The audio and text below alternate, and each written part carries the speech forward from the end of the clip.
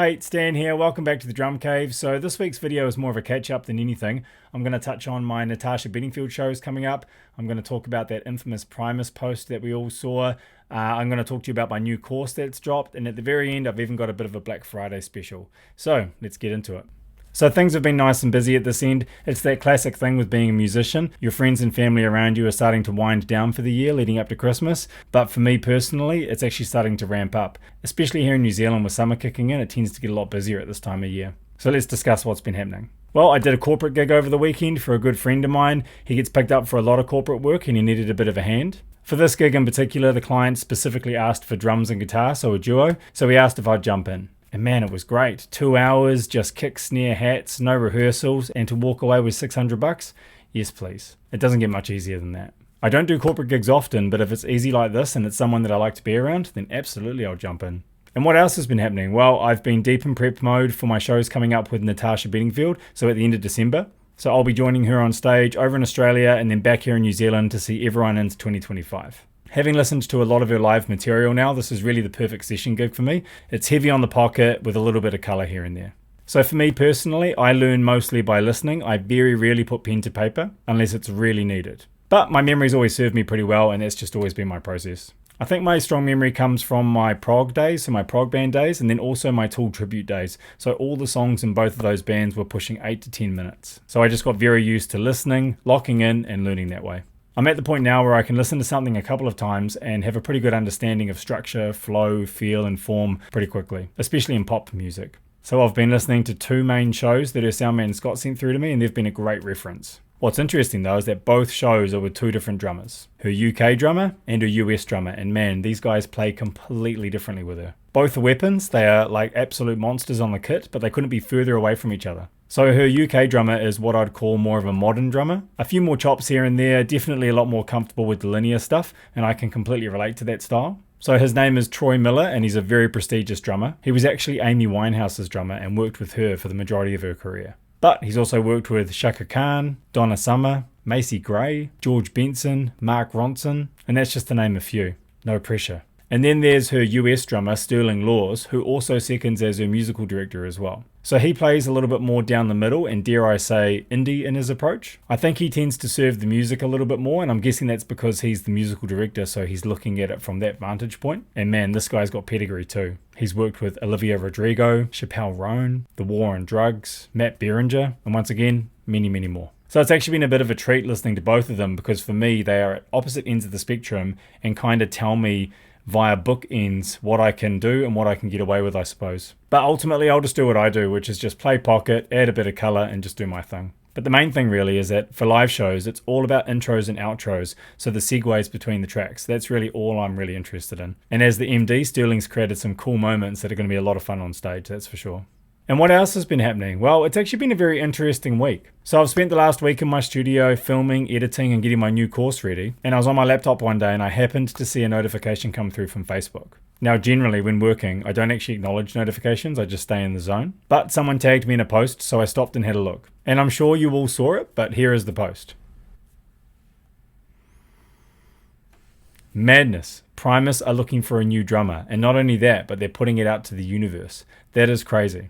Not crazy that I was tagged though. There aren't many gigs that I'd ever be as so bold as to say that not only could I honour the old material well, but I could also cater to the future too. But Primus is definitely one of them. I mean crazy that a band of Primus's status were not only taking submissions for their new drummer, but they were actually putting it out to literally everyone in the world and taking submissions via email. That is madness. What a time to be alive. So the first tag that I got was probably within about 20 minutes of that initial post on Facebook. And at that point, I think the post had only had like 100 comments. And I remember thinking, holy shit, they are about to get inundated. Now, firstly, they were inundated. The post literally spread like wildfire. Not only on their socials and not just drum publications, but any online music publication posted about this. The reach that this announcement has made, I would say, is easily in the hundreds of thousands at this point. There is no one in music, but specifically in the drumming industry, that does not know about this. Secondly, and what's pretty cool, is that across all of these platforms and posts and pages, I've been tagged hundreds, if not over 1,000 times at this point. It's actually been insane and, to be honest, a little bit overwhelming, the response that I've had from this personally.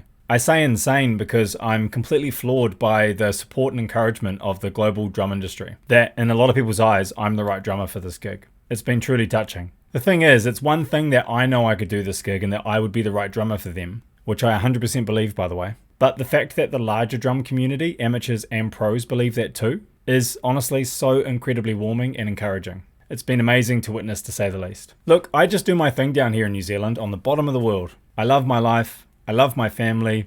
I love my opportunities that I'm afforded. I love my daily quest to get better on and off the kit. And I love sharing my journey and my personal philosophy with everyone too. And even though I'm aware that I have a decent reach with my platforms, I'll be honest, I don't really connect with all that or get caught up in it either. Now, don't get me wrong, I'm incredibly grateful for that reach and for my audience in general, for sure. But like I say, I just keep my head down, do the work, and just potter away working on the things that I'm interested in.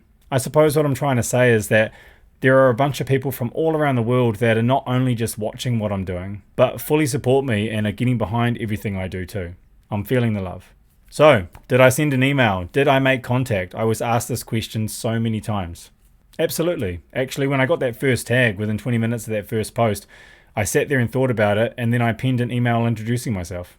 So my approach with this was very simple. Because I knew the volume that they'd be receiving, I wanted to keep it brief, straight to the point, and give them a full understanding of who I am as a person on and off the kit.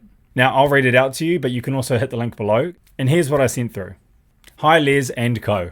My name is Stan Bicknell, and I am a professional drummer based in New Zealand. I know, but bear with me. Firstly, I'm really sorry to hear about Tim's departure. I know that must be a hard time for everyone. But who better than Mr. Danny Carey to man the throne until you find a suitable replacement? So straight off the bat, I've been a massive fan of Primus and Tim's playing for many, many years now. You've all had such a positive impact on me and my voice on this instrument. I'm a well-rounded player, taking influence from many styles and genres, focusing heavily on pocket and groove, but while constantly nurturing my creativity and building a strong aesthetic with my facility around the kit. I've played, toured and recorded nationally and internationally at all levels, and am comfortable in all gigging situations. I won't drag this on too long, so please feel free to check out my YouTube channel and my Instagram, where you'll get a good idea of my voice on the kit. But to start you off though, here's a video of a drum cam from a recent album release show that I did, highlighting my heavy pocket, and here's a video sharing some of my dynamics, facility and voicings on the kit too. And finally, to bring you a little bit more into my world, I set up what I call masterminddrummer.com, which is where I help developing the player alongside the person. So there's a heavy focus on that personal development alongside their drumming journey. I'm self-motivated, self-taught, and self-disciplined, and take the pursuit of this craft very seriously. I could definitely do this gig well. It would be an absolute honor, and I'd make sure that you and everyone felt as comfortable as possible on and off the stage, and that any sort of transition was smooth. Any questions, please feel free to ask. Thanks for your time, Stan. P.S. I started a Tool tribute band when I was 18. I'm now 40, and I still like to give the odd hat tip to Mr. Danny Carey. You can see that here. P.P.S. I'm also a massive Vinnie Paul fan, and I'm very comfortable and competent with the double pedal too. You can watch that here.